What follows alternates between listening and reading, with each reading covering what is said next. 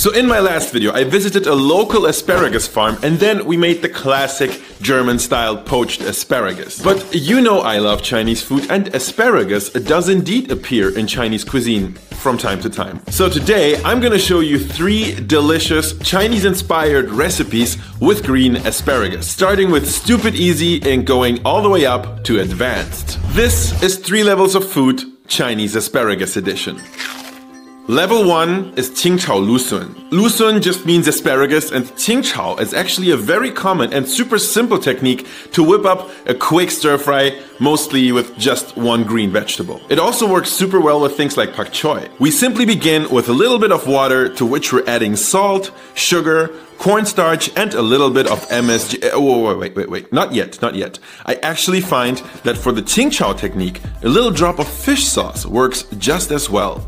Okay, tiny whisk this and set aside, because now, asparagus. For this dish, I recommend using some young and tender shoots that aren't too thick. Remove the woody ends and then slice your asparagus on a bias into 3 to 4 segments. And yeah, that's pretty much all the prep. I know that was fast, but this is level 1 after all. Now, to a wok or heavy skillet on medium-high heat, we are adding oil and minced garlic. Give this just a few seconds to infuse the oil, but don't burn the garlic. Now bring in your asparagus, stir fry for just about a minute and introduce your sauce. Now stir fry for another minute until the starchy sauce has thickened and, level 1, completed. Simple, quick and crunchy Qingchao Lusun. Of course that was just warm-up, guys.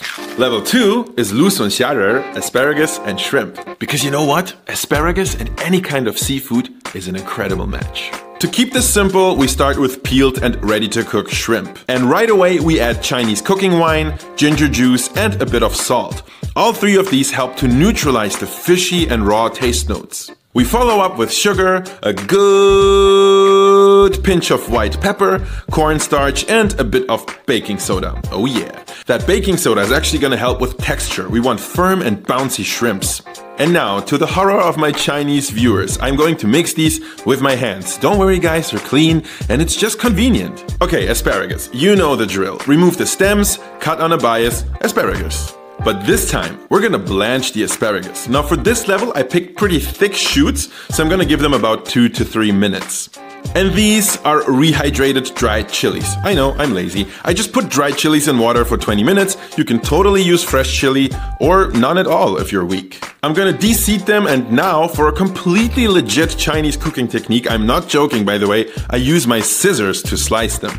Our shrimps are now done marinating, so we can drain the liquid and pat them as dry as we can. Because the next step is guoyou, passing them through hot oil for maximum juiciness. And relax, you can also quickly pan fry them if you want to save on the oil.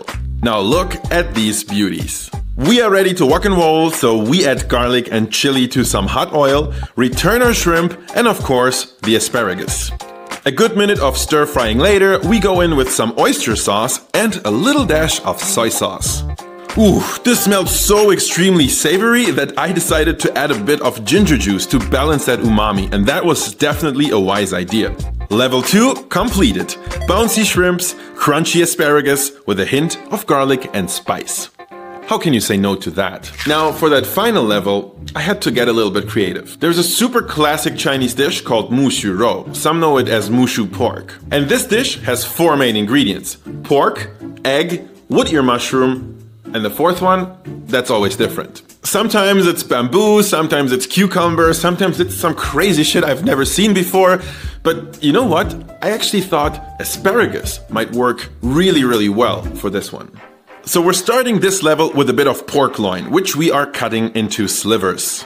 As always, we make a quick marinade, this time with cornstarch, cooking wine and a bit of soy sauce. Mixy mix, and then once the pork is well coated, we add some oil so the meat doesn't stick together as much. And smells good already. Next ingredient will be our eggs, which we are beating with a tiny splash of both cooking wine and water. Also a smidgen of salt. Now transfer the egg mixture into a pan with a generous amount of very hot oil. Gently fold a few curds into the egg and remove when you feel it's about 80% or so cooked. We still want it to be nice and tender. Clean your pan, heat some oil, and now we can bring in our meat and fry until lightly browned.